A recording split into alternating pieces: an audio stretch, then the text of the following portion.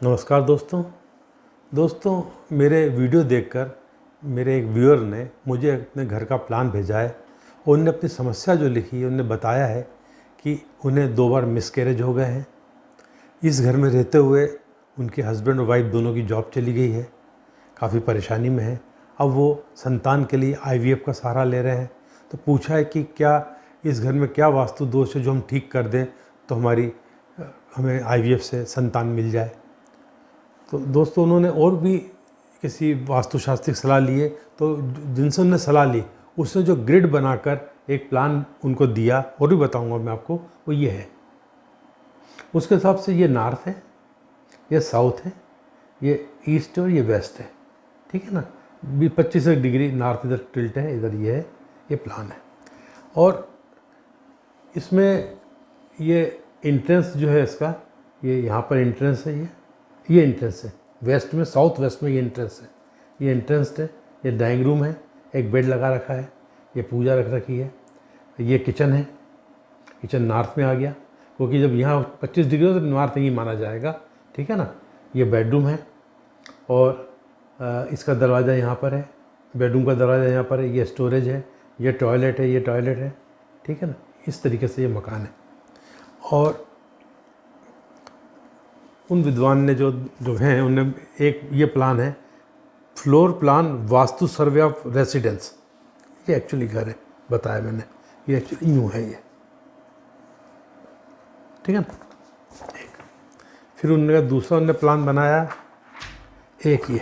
अब एक ग्रिड तो ये बना दी, एक ग्रिड ये है, ये ग्रिड। ठीक है ना, ये सारा ये ग्रिड है, तो ये दूसरा ग्रिड। ठीक। और इस पे लिखा हुआ है फ्लोर प्लान विथ देवता marking, vastu survey of residence. देवता की मार्किंग की है। ठीक है ना, इस फ्लोर प्लान में देवता की मार्किंग है और साथ में अंदर भी नॉर्थ ईस्ट साउथ वैसा बराबर यहाँ भी लिखा हुआ है। ठीक है, ये नॉर्थ है। एक प्लान और इसमें है, वास्तु सर्वे फ्लोर प्लान विथ ग्रिड, ये ग्रिड वाला जो हमने यहाँ लगा रखा है, ये वाला। ठीक है ना। एक ये मुझे आश्चर्य है कि कैसे रखा है, फ्लोर प्लान विथ मार्किंग, मर्म मार्किंग। तो इन्होंने लाइनें खींची, मर्म स्थान निकाला है, ये मर्म स्थान है। 3-4 लाइन इधर, 3-4 लाइन इधर करके ये मर्म। तो फ्लोर प्लान विथ मर्म मार्किंग।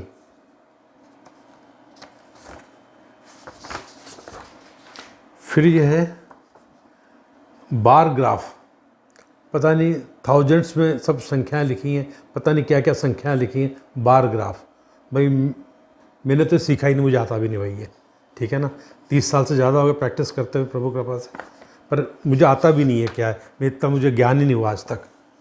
फिर ये 4 देवता है ना, 4 देवता, और फिर यहाँ 5000 आगे 4 बिंदु और है, 10,000 4 बिंदु आगे और है, मतलब 0 और हैं, 15-20 पता नहीं क्या है, एवरेज एरिया कलर में है ये, मैक्सिमम लाइन, मिनिमम लाइन। ठीक है ना। फिर ये कि 8 देवता, फिर वो इस तरीके से मार्किंग। फिर जो है 32 देवता, उनकी भी कोई मार्किंग पता नहीं क्या है भाई, मैंने सीखा नहीं, मुझे समझ ही नहीं आ रहा ये क्या है। और फिर एक ग्रिड और है ये वाली, ये भी ग्रिड है। ठीक है ना, ये थोड़ा लाइट कलर में। दोस्तों बहुत से वास्तुशास्त्री इस तरह बताते हैं, इस तरह ग्रिड बनाते हैं। आप देख रहे कितने प्लान थे इसके अंदर। बताइए इससे लाभ क्या होगा, यानी उस ग्रिड बना देने से क्या हो जाएगा कि हम क्या उठा के इस ग्रिड से हम कर क्या पाएंगे, इससे कोई लाभ हो रहा है क्या हमें? सीधी बात है। अब उनकी समस्या है, आप मेरी जो किताब है उसमें मैंने पूरा आर्टिकल दिया है, इसके पहले भी मैं इस तरह का बना चुका हूँ कि ये देखिए इनका पश्चिम नैऋत्य में द्वार है घर का, यानी यम का द्वार, ये द्वार ही गलत है, ये घर की एंट्री गलत है। दूसरा, इस नॉर्थ में इस बेड जो बालकनी इसमें जा सकते हैं, यहाँ प्लांटर रखे हुए इन्होंने, पर इसमें नहीं जा सकते। अब इसके कारण क्या हुआ कि जब यहाँ तक जा सकते तो आपकी एक्सेस यहाँ तक है, आपकी इस यहाँ पर नॉर्थ ईस्ट जो ईस्ट है इसमें एक्सेस आपकी यहाँ तक है, और ये लाइन जो है इससे ऊपर यहाँ तक आ रही है, ये लाइन इसके ऊपर यहाँ तक आ रही है। इसका मतलब कि ये हिस्सा आगे बढ़ गया तो नॉर्थ ईस्ट आपका कट गया। जहाँ नॉर्थ ईस्ट कटेगा, नॉर्थ ईस्ट घटेगा, कटेगा, छोटा हो जाएगा और साउथ वेस्ट में दरवाज़ा होगा, यहाँ कोई दोष होगा, ये दो दोष होने पर आदमी निसंतान रहता है, संतान में दिक्कत आती है, समस्या आती है। अब इसके लिए इतने ये बनाने की जरूरत है, सब ये बेवकूफ़ बनाया जाता है इतने चार्ट वार्ट बनाकर कि आपको भ्रमित किया जाता है कि पता नहीं क्या कर रहे हैं आप। कंप्यूटर सब चीज़ें फीड की हुई हैं, आपको सिर्फ बटन दबाने चीज़ छप के बाहर आ जाती है, ठीक है कि नहीं।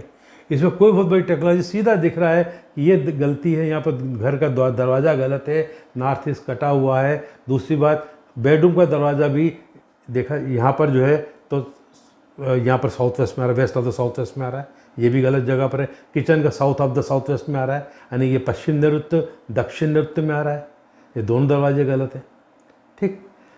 इधर स्टोर जो है, इधर स्टोर है, इसका बेडरूम का नैऋत्य कोण बढ़ गया, मतलब नैऋत्य कोण बढ़ गया ये बेडरूम का, ये भी गलत है, इसी रूम में सोते हैं।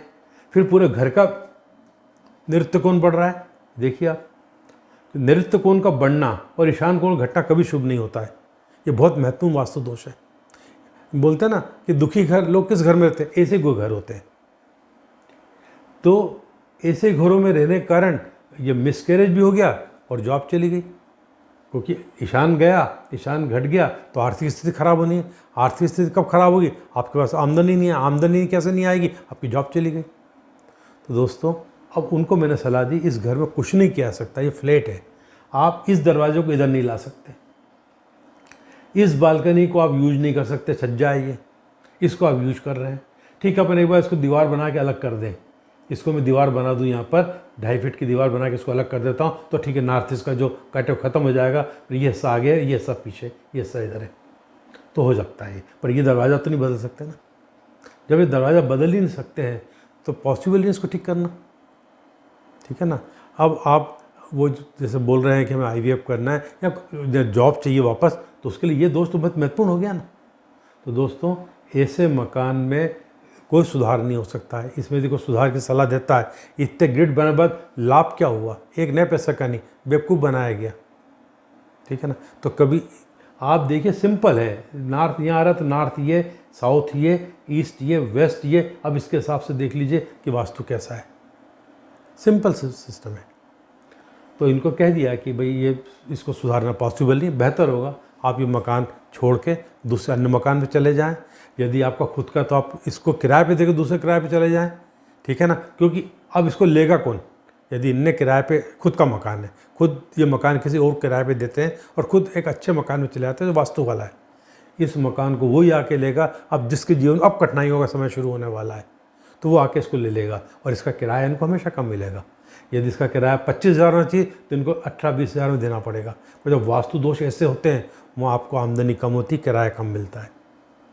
और यहाँ ये खुद यदि किराए पर हैं तो ये कम किराए के कारण से लालच में रुके हुए हैं। दोस्तों, ऐसा वास्तु दोष तो सुधारा नहीं जा सकता, ऐसी स्थिति में आपको मकान छोड़ देना चाहिए। मुझे उम्मीद है कि आपको वीडियो पसंद आई होगी। नमस्कार।